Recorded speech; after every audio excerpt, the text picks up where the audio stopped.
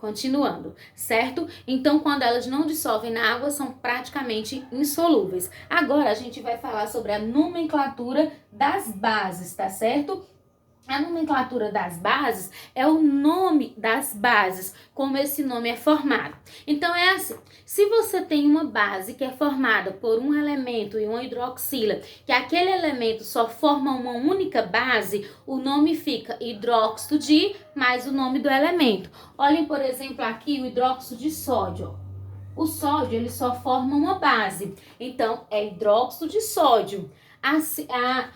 E se eu tenho um elemento que aquele elemento forma bases diferentes, aí eu vou ter que usar a terminação ico-oso, ou posso utilizar a terminação de algarismos romanos, que é mais simples. Por exemplo, o ferro, existe duas bases com ferro. Deixa eu apagar aqui para vocês poderem entender melhor.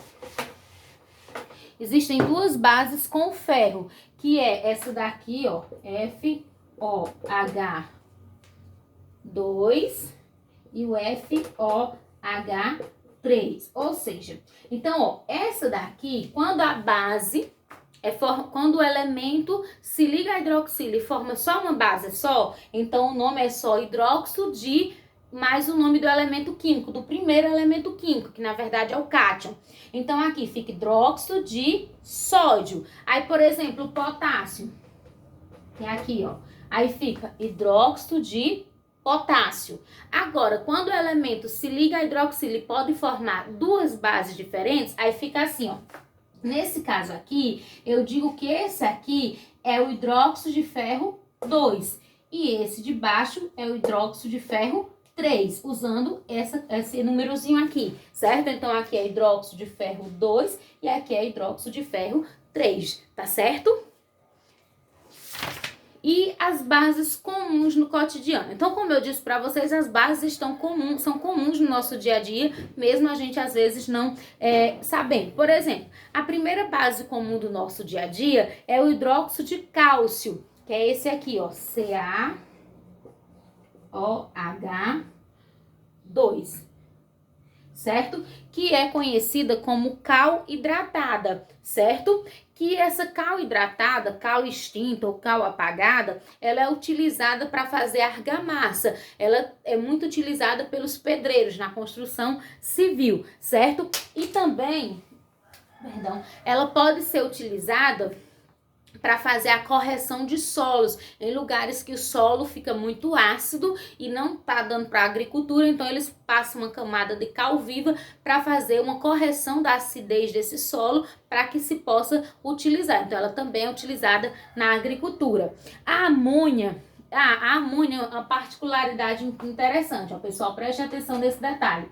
Todas as bases vão ter sempre o ânion OH, não foi isso que eu falei no começo? As bases se dissociam e liberam sempre o ânion OH-, que é chamado de hidroxila. Então, para diferenciar, eu vou olhar aqueles compostos que tem o OH no finalzinho do composto, é uma base. Mas aí nós temos uma particularidade. A amônia, ela é uma base e é a única base que não tem a hidroxila, tá certo? Então fiquem atentos a esse detalhe, mas é só a amônia. Então se eu perguntar na prova qual a única base que não tem hidroxila, aí você vai de cara na resposta amônia, tá certo? A amônia, ela forma também um outro composto, que é o hidróxido de amônio, certo? Que ele é um gás incolor, de cheiro forte, irritadiço, certo? O cheiro é muito forte e ele é utilizado na limpeza doméstica, na forma de desinfetantes e removedores de gordura. O hidróxido de magnésia, que é esse aqui, ó. O hidróxido de magnésia é o MgOH2,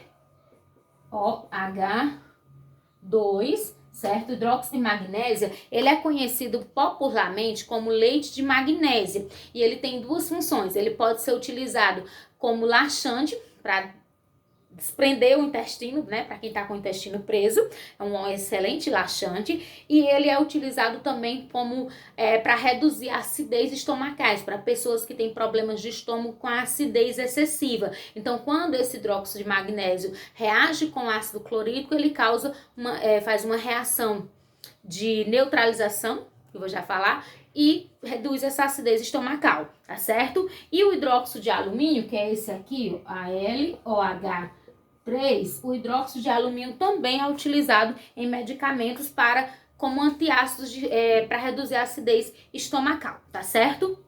Agora nós vamos falar um pouquinho sobre o confronto ácido-base. O que é isso? Como eu disse para vocês, ácidos têm uma característica, bases têm outras características completamente diferentes. Então, quando eu pego um ácido forte, coloco para reagir com uma base forte, acontece uma reação de neutralização. Um neutraliza o outro, ou seja, a base neutraliza o ácido e acaba com a presença do ácido. É assim que o leite de magnésia funciona como ácido estomacal, como um antiácido, porque ele é uma base forte, quando entra em contato com o ácido clorídrico do estômago, reage e faz uma reação de neutralização e neutraliza esse ácido, diminuindo o efeito da acidez estomacal. Então, uma reação que acontece entre um ácido forte e uma base forte, nós chamamos de reação de neutralização.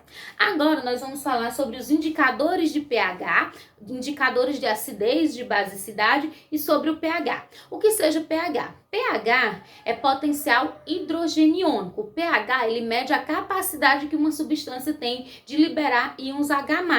Então, ele serve para indicar se uma substância é ácida ou se uma substância é básica. E o que são os indicadores de acidez e de basicidade? Os indicadores de acidez e de basicidade são substâncias que mudam de cor na presença do ácido ou na presença da base, tá certo? O primeiro indicador foi descoberto por Robert Boyle nos seus experimentos. Ele fez um licor de violeta e observou que ele tornava-se vermelho em solução ácida e verde em solução básica. Então, foi o primeiro indicador que foi descoberto, foi por Robert Boyle, certo? E como eu disse para vocês, o indicador é isso, são substâncias que mudam de cor na presença do ácido ou da base. Como exemplo, a gente também a fenolftaleína, que fica incolor na presença do ácido e vermelha na presença da base. E temos também o papel de tornazol, que ele muda de azul para verde na presença de um ácido